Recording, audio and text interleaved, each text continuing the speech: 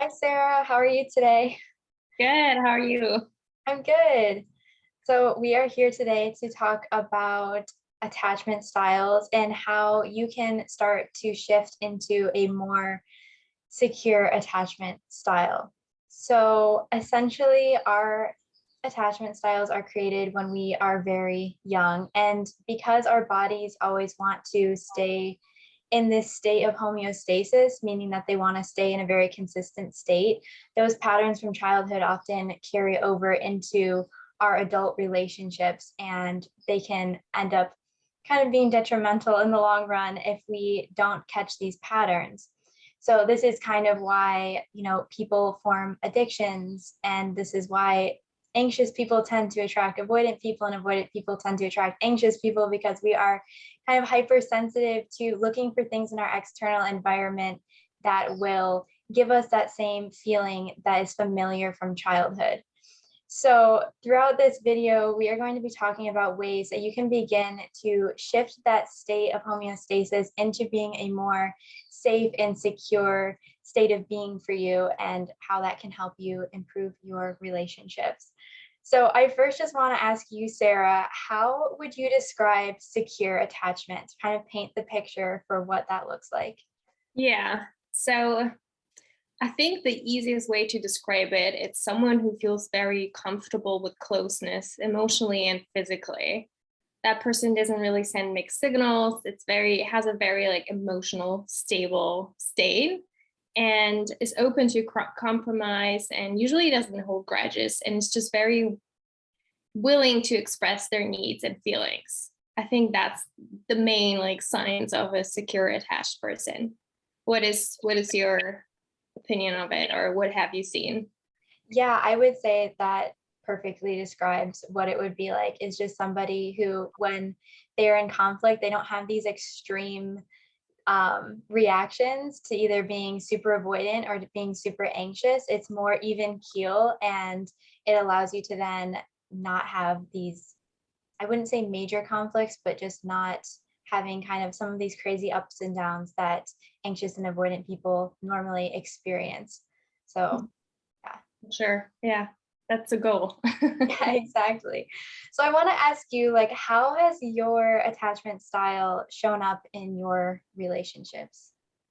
Yeah, so I'm definitely more, or I used to be more of an anxious, attached type of person. And I think I realized it in my very first like serious relationship within the first 2 years that I was emotionally like always struggling because I was always thinking about like, oh, will my boyfriend leave me for someone else? Or I was waiting for him to text me first and call me first. And if he didn't, I started to get very nervous and I got to feeling like something might be wrong or maybe he's unhappy. So I was basically very hyper vigilant and looking for signs of rejection, even though on the outside everything looked fine, but I was like still looking for signs of rejection. And that was just very like heavy and exhausting.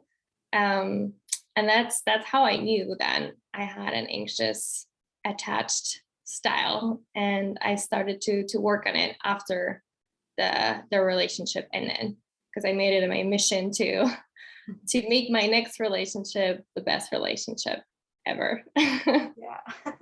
What about you? What is your attachment style? Yeah, so I'm more of an avoidant, definitely have more avoidant tendencies in relationships. And honestly, in life in general, I feel like this kind of applies to everything. And for me, I really started to notice it when I began self sabotaging a lot. So, kind of like what you were talking about with being like almost super sensitive and thinking that things were going wrong, even when from the outside it looked great. I almost did the same thing being an avoidant, is I would start looking for, I'd start like making up reasons to justify avoidant behavior. So I would look at the other person and I'd be like, oh, you're doing X, Y, and Z. This will never work out in the long run. And then I'd, run away from the relationship.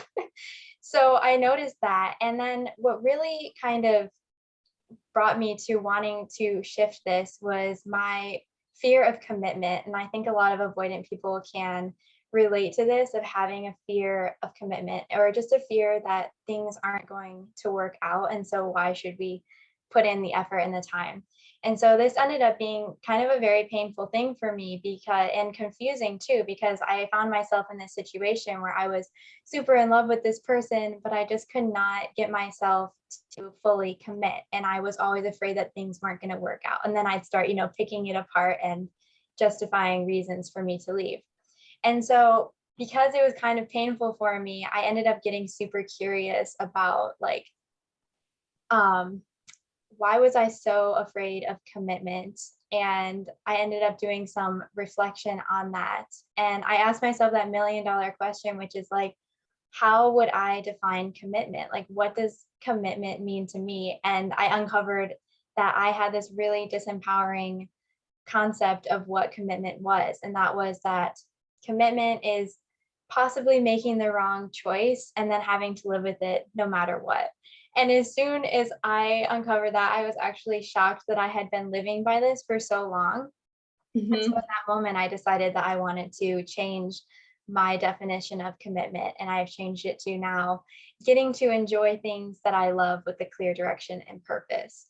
So if you do find yourself getting stuck in being afraid of commitment, like definitely look at what your definition of that is, which kind of leads us into the next thing that I want to ask you, Sarah, which is like, how did you begin to shift into more secure attachment? Yeah, so I think you already made a great point. It's about awareness, right? You have to know yourself and you have to start questioning your beliefs and how you are in a relationship. And that's what I did after my breakup. Because, like I mentioned, I wanted to make sure that I'm not going to end up in the same situation. And I basically just started to read a lot of relationship books. And then I saw that there's a book about attachment styles. So I read that, and that's where I had it on paper that I'm definitely more anxious. And a lot of self love too. I read about a lot of self love and how to be more confident. And then I basically just started to practice it in dating. So I was observing what kind of men I was attracting, what kind of men I felt comfortable with, and how they reacted to my boundaries. And that was actually a really, really great experience for me to see how I feel when I'm acting like a secure, attached person and what the outcome is.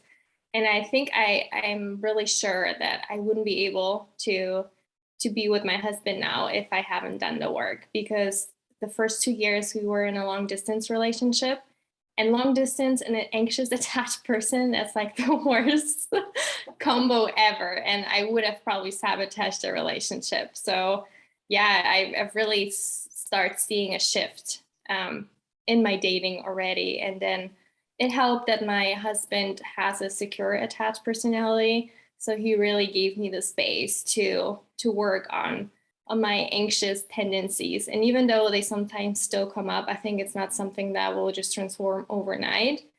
He really makes sure that even if I have those irrational fears, I'm not like crazy. He makes me feel very safe, and that really helps. So if you're anxious attached or even avoidant, it's so important to look for a partner who has a secure attachment, because it makes a huge difference. Mhm. Yeah, Yeah. that's really great. Yeah. What about you? How did you learn to? So for me, it definitely was the awareness piece. I think things are a lot easier to see in retrospect if you really take the time to look back at your past relationships and see what patterns keep repeating themselves. And then starting there and realizing if you are either anxious or avoidant, if that's something that is, playing a part in your relationships. And then, yeah, just noticing the patterns of self sabotage that you have, also facing some of your fears, like if you have that fear of commitment or fear of things not working out, to just really face those head on and to work through them. And then also really learning to have your body feel safe. So that body safety is super important, is like learning ways to regulate your nervous system when you catch yourself wanting to fall back into your patterns. So like for me, if I feel like I want to be avoidant, I will take that moment and just do something that regulates my nervous system and gets me into a more secure state. So like breath work or EFT tapping or meditation, all those things have been super huge for me. And just breaking that pattern and starting to retrain my body to look for secure feelings rather than avoidant feelings. And so that has been super huge in my journey. And then just making those new choices. Because once you have the self-awareness, then you can decide if you want to continue down that path and continue going through those, avoidant or anxious behaviors, and then choosing something different and choosing to show up a little bit different. And then also, I think the biggest thing for avoidance is feeling like we have to do everything by ourselves all the time. So something even outside of relationships is getting comfortable asking for help, getting comfortable sharing things with friends or loved ones, and really just learning to be a little bit more vulnerable with others and realizing that we don't have to do everything all by ourselves, because it almost has turned into like a little bit of a toxic independence where we just want to shut everybody out. And so just really being able to reach out in a way. And yeah, so I would say that has been big for me. That's amazing. It made me think of, you hear a lot of women especially say like, oh, I don't need a man, I'm super Mhm. independent. Now I feel like, maybe you're a little bit avoidant. Yes, and exactly. And I always thought that was a great thing. I'm like, I don't need anyone. I can do everything by myself. Like it's all fine. But then I realized that, oh, wait, that's actually an avoidant tendency, because I feel like I don't need anyone ever. And that has affected my relationships and being able to get close to somebody. Yeah, and I think it's in our nature to be connected to others. Like we're not meant to be alone. And it doesn't necessarily mean that you need other people, but you want, and it's okay to have other people that support you. Like that's just normal, and that's, I think, how it should be. Yeah. So yeah, And realizing that it's safe to have other people around also. It's like yeah, a huge thing. exactly. Yeah, and being open, even if you got hurt, to see that there are other people who are, you can trust and that have your best interest at heart. I think that's the toughest one. And I think also being just brave enough, and I think it's for both attachment styles, the avoidant and the anxious, to be brave enough to articulate what's going on with you, whether it's like for an anxious person, like, hey, I need reassurance that I can trust you today. Or when you go out, or for the avoidant, maybe like, hey, I mean, what would you say as an avoidant person? Like, hey, I feel like I'm being closed off now. I need space. I feel like I'm in a prison. To actually express that so your partner can understand and you can compromise. I think that opens door for healing if you're really, really like brave enough to express what's going on for you. Yeah, that's super beautiful. Thanks for sharing that. Yeah. But it takes the right person, right? It takes two to help you. Exactly. Yeah, Yeah. it's definitely takes two to tango, as they say. Yeah. Yeah. So you mentioned that your definition of commitment was a little bit skewed. Mhm. Has it changed now? Do you feel like you believe in a different definition now? And if so, what is it? Like what's commitment Yes, I now? have. So I had that old definition that commitment was something that I had to endure. And so I have shifted into commitment being something that I get to enjoy. And it has Mhm. made a major impact, not only on my relationships, but on the way I look at commitment in other areas of my life as well.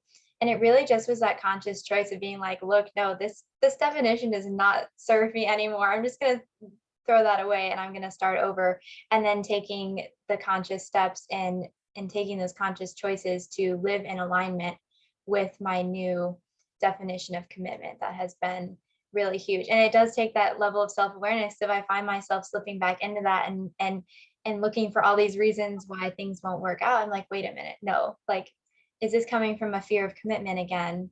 And then I come back to that really empowering definition, which is getting to enjoy the things I love most with a clear direction and purpose. That Mhm. really feels empowering to me, because it's something that I get to then commit to things that I love, and it's just doing them with a more clear direction, rather than, possibly making this wrong choice of what I chose and then having to live with it no matter what. That just was not serving me. So really Yeah. just making the conscious decision to live in alignment with my new definition has been huge. Yeah. That's awesome. That's huge. Yeah. Yeah. I was wondering, were you brought up in a religious uh, environment? Because it kind of sounds like the commitment definition is kind of like what religious people usually see commitment as like you commit to one person and you stay with them forever, no matter what. Yeah, no, that's so funny. I actually had never thought of that. And I didn't grow up in a super religious family. Like we never went to church and stuff. My family was more spiritual than like strict religion. But I think where mine came from was through riding horses because I ended up at a young age doing a lot of jobs that were super miserable. And I had all of these voices from my horse trainer saying, you have to stick it out no matter what. Like you don't have what it takes, Ada, because you're not willing to like stick through it no matter what and all this stuff. And so that really affected even more so than my parents and my family. It was just that other environment that I was immersed in. And so, Mhm. like, whenever I thought of commitment, I would have those flashbacks of committing to working for somebody and then just getting totally mentally and emotionally abused for months on end and not being able to get out. And then I learned because it was so uncomfortable anytime that I did commit, I learned to then, run away because that was the only safe thing to do. And that was the only thing that felt good. And so that's kind of where that pattern started for me. Wow, that's fascinating. That's really Yeah. interesting. Okay. Wow. Okay. So what would you say at the end?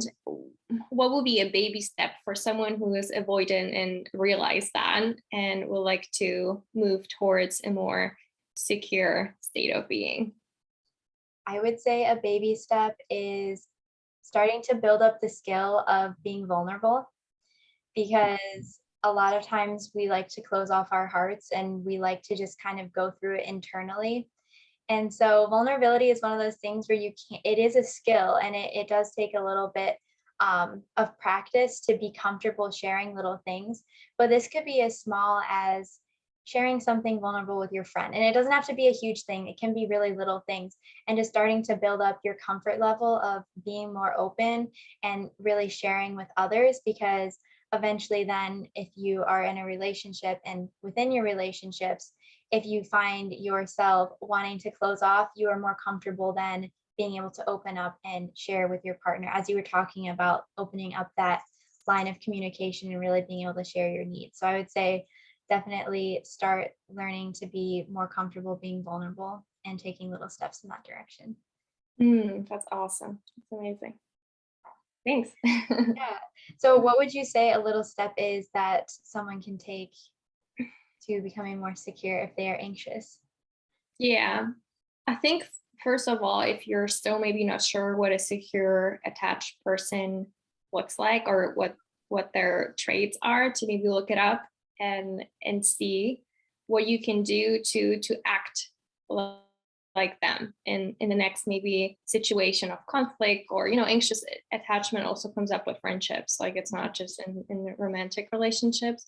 And I think for anxious people it's interesting how similar those two are. It's also really, really hard to express emotions or needs, to actually do it. And for me, the baby step was because it was so hard to just write it to like my boyfriend. Instead of expressing it verbally, I just wrote it.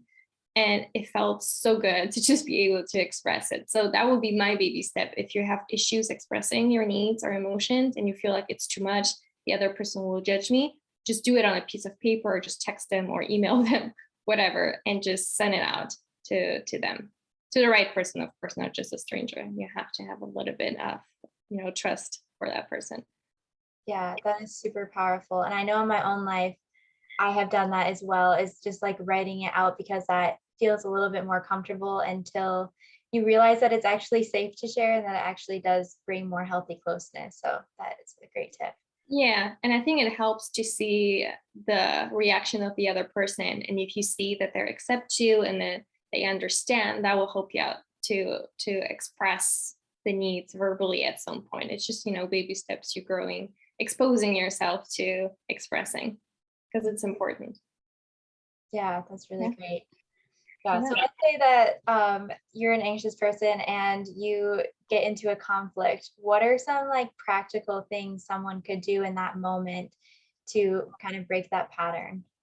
Yeah, I think it's the toughest part is to be aware in that moment, because when you're reactive, you forget about everything and then you just do whatever you always do. So it's important to to just be aware and stop yourself in the moment. And don't do the thing you would do normally. So let's say for an anxious person, a lot of times they either like become loud and shout at their partner, or they become super cold. It depends on the person. So instead of doing that, you take a big breath and then you just express whatever you need in the moment. So you need to take that, 30 seconds. And then you say, hey, I need 30 minutes to cool down and collect myself. Or, hey, I need reassurance. I feel heard, or I feel insecure right now, whatever that is. And just be brave to do something differently this time. And then just keep practicing, because it's not going to happen, like I said, overnight. There's still going to be triggers. That's life. That's the beauty, I guess, of humans, that you're not going to just wake up and be securely attached. Even securely attached people have issues with conflict. They're not like saints. So I think that's my biggest tip, to really be aware, catch yourself, and then switch, do something differently, and just keep practicing doing it. And if you can do it verbally, just write it. Be like, hey, I have to text you what I'm feeling. And then just text it or write it on a piece of paper. Those are my main ones, I think. Those are great tips. Yeah, let's see what else. And if you're in a conflict, like during a phone, for instance, and you tend to say things you regret afterwards, just learn to take a break and see, okay, what's going on for me? Why I'm being anxious? Are the fears really irrational? It's a lot of like being aware, basically, and allowing yourself to take a space and not having to go back into the old habits. Yeah, those are all amazing tips. And honestly, that's not too much different than what I would suggest for an avoidant person, like that awareness piece. And then taking that moment, like you said, if you need like 30 seconds or 30 minutes to regather yourself, because when we're in conflict, we often go into that fight, flight, freeze state. And then we do say things that we regret. And, it's really hard to organize our thoughts and actually express ourselves clearly. So, yeah. Yeah, exactly. And I think to remember to expect the best outcome, not the worst. I don't know if as an avoidant person, you always feel like go towards more being negative than positive. But I think as an anxious person, you assume the worst unconsciously a lot of times. So try to become conscious and expect the best positive outcome and not the worst, and just trust your partner that your partner wants the best for you and not the worst. They don't want to hurt you. And just remember that. And I think for an avoidant person to remember that it's okay to be codependent and to rely on someone else, that you'll be fine. It's worth the risk. Yeah, those are great tips for anyone, whether you're secure, anxious, or avoidant, is looking for that positive thing and not dwelling in the worst case scenario. Yeah. But my main tip is, if you're single, make sure you find out that the person you're about to commit to has a secure attachment, because it's the best thing you can do to heal. It really is. Yeah, that is very helpful for sure. Or if you avoid it, don't commit to an anxious attached person unless they are willing to work and they're very aware. Then of course you can probably make it work, but it's still going to be definitely more difficult than being with someone who's securely attached. Yeah, for sure. Yeah, I hope that was helpful. that was very helpful. Yeah, I think we covered a lot, and thank you so much for sharing all of those great tips. I will definitely be using some of those as well moving forward. That was great. I'm curious to know how it's going to unfold for you. Yeah, I know, me too. I'm really glad that I have this awareness though moving forward. That's super helpful. Yeah. Oh, you're going to do great with that awareness, I'm pretty sure. Yeah, that's great. And of course, you are an inspiration as well, showing everyone that it is possible to move from more anxious to secure and vice versa. Yeah, definitely. It's not rigid. You're not doomed. Yeah, exactly. You don't have to be stuck in it forever. That's great. Is there anything else that you would like to add to this conversation? Or? No, I think we said enough. Yeah, I think so too. This has been great. So Yeah, can you just let everyone know like how to find you if anyone would like to work with you?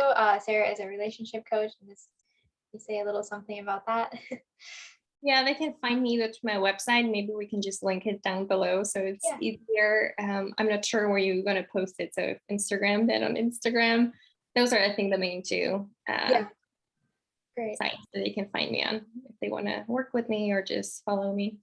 Sounds good. Yeah, and I'll link everything down below for everyone. If you'd like to connect with us further, it'd be great. Yeah, so thank you so much, Sarah. This has been a great conversation. Thank you. Thank you for your inspiration and wise words. And Thank you. All right, talk take care. soon.